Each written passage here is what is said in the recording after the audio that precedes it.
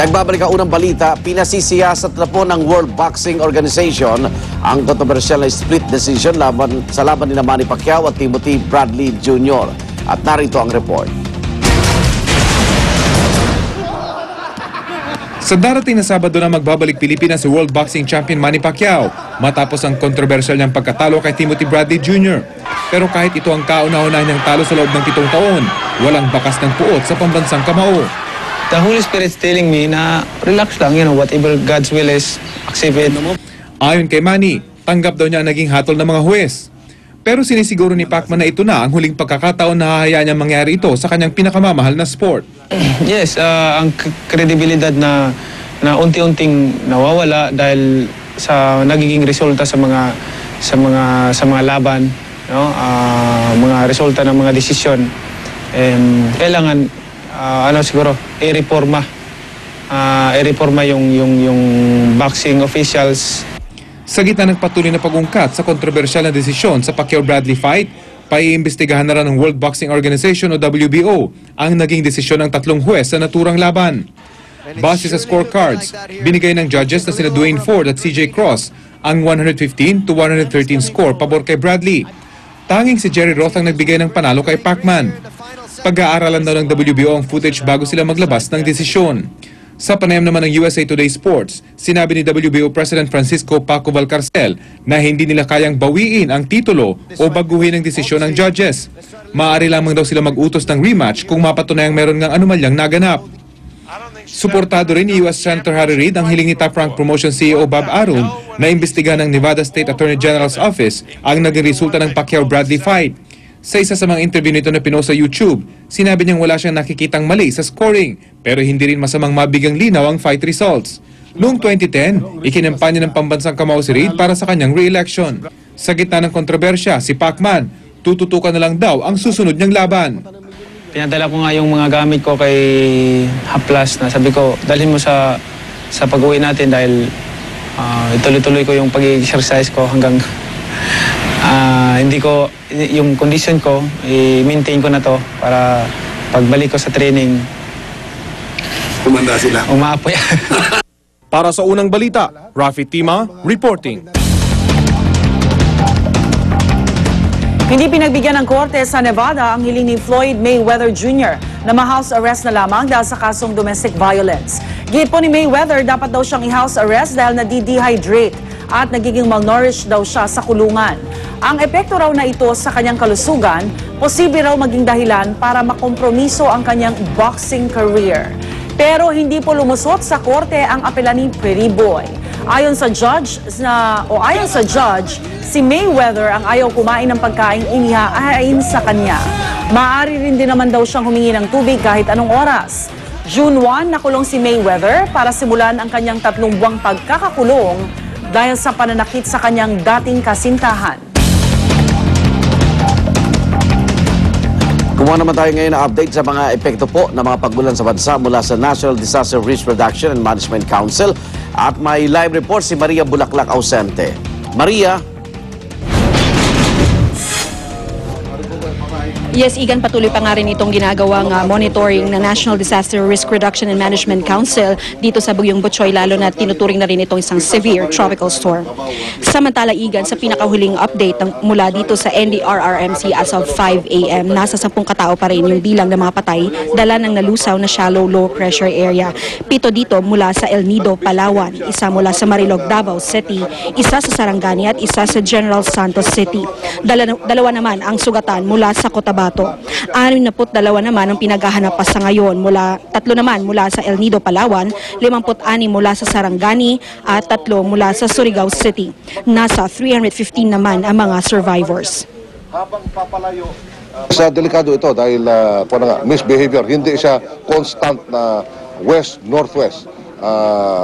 Kumaliwa siya ng 0.3 degree. So malaki ang ibig sabihin nito kung habang papalayo. So ang distansya na niya ngayon ay 620 kilometers east-southeast of Giwan, Eastern Samar.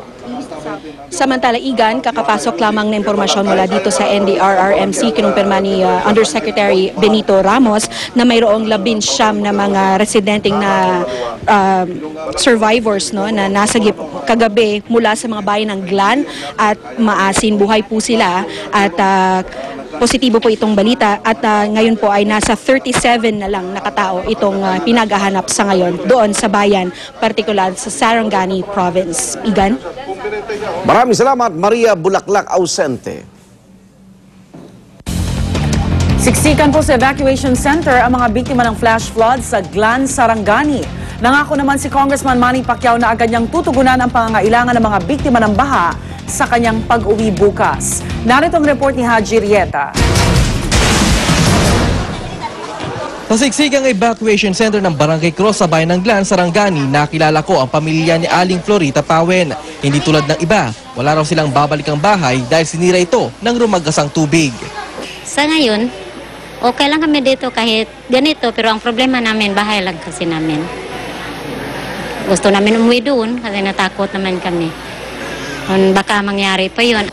Dito sa kwartong ito, makita itong mga pinagdikit-dikit na streamers at itong plywood. Ito yung ginagamit ng ilang mga residente bilang higaan nila. At dito naman sa bahaging ito ng evacuation room ay wala na kahit anuman semento lamang. Kung meron man silang banig, basa ito dahil ang iba nga ay tinangay nga ng flash flood. Ang mga malamig na sahig na hiniga na marami, isa sa mga posibleng dahilan ng pagkakasakit ng mga bata na nagkakahawaan na raw. Diha lagi nagkuan, nagtulog diha nya. Nalagi kapang maningkamot lagi kuan kanang makapahimutang og mga gamit. Kay ang mga bata lagi nakigda lang ni sila sa suminto ba. We have cases of children suffering of diarrhea. Some have cough and fever. Yung iba may mga wounds dahil at saka na-infected. Ang lokal na pamahalaan ng Glan nagpaabot na ng tulong sa mga nasalantang pamilya. Patuloy naman ang search and rescue operation sa 16 na nawawala, kasunod ng paglubog ng 18 bangka sa karagatan ng Sarangani at General Santos. 81 na ang na-rescue. Dahil sa sinapit ng kanyang mga kababayan, babalik na sa Pilipinas Sarangani Representative Manny Pacquiao sa Sabado. Darating ako sa Pilipinas ng Saturday morning, Sabado ng umaga, uwi ako dyan at para makumusta ko yung mga kababayan natin at relax lang tayo, pray and believe tayo sa Panginoon kasi kailangan yung faith natin, yung believe natin sa Panginoon ay hindi lang sa good times. In bad times, still the same.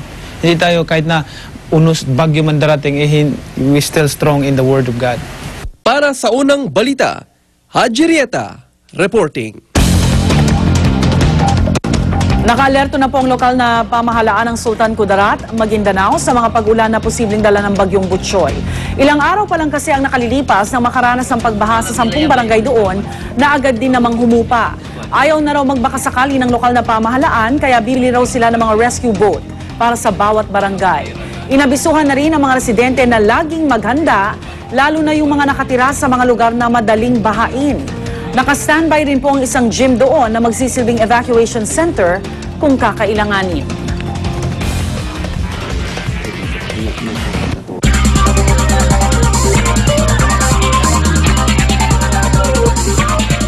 Patuloy na inaobserbahan ang kalagayan ng comedy king na si Dolphy dahil sa pulmonya. Ayon sa kanyang mga anak, tumutugon naman sa mga treatment si Dolphy at maayos din ang kalagayan ng kanyang vital organ.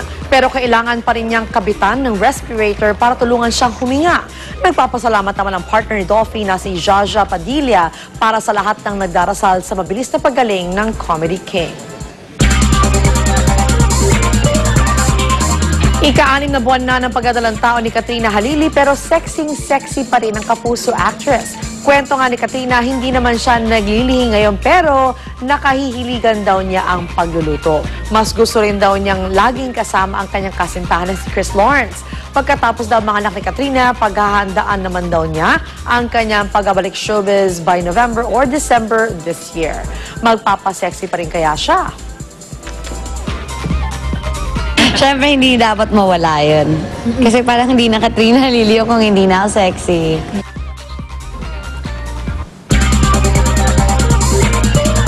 Stay Steve mga kapuso, meron pa ako mga chika mamaya. Igan? Salamat, Lynn. Patuloy pong nangunguna sa ratings ang inyong Kapuso Network. Lalo pa tumaas ang rating ng GMA7 sa prime time sa unang 5 buwan ng taong ito. Narito po ang report. Tumaas pa ang ratings ng GMA7 sa prime time ngayong Enero hanggang Mayo ng 2012 kumpara sa kaparehong panahon noong isang taon base sa National Urban Television Audience Measurement o NUTAM ng Nielsen TV Audience Measurement. Sa buong bansa, tumaas ng 2.3 points ang household audience share ng Kapuso Network sa prime time. Ang rason, ang lalong gumagandang performance ng GMA sa Mega Manila kung nasaan ang 59.5% ng TV households at maging sa buong Urban Luzon kung nasaan ang 77% ng TV households. Tumaas sa 6.9 points ang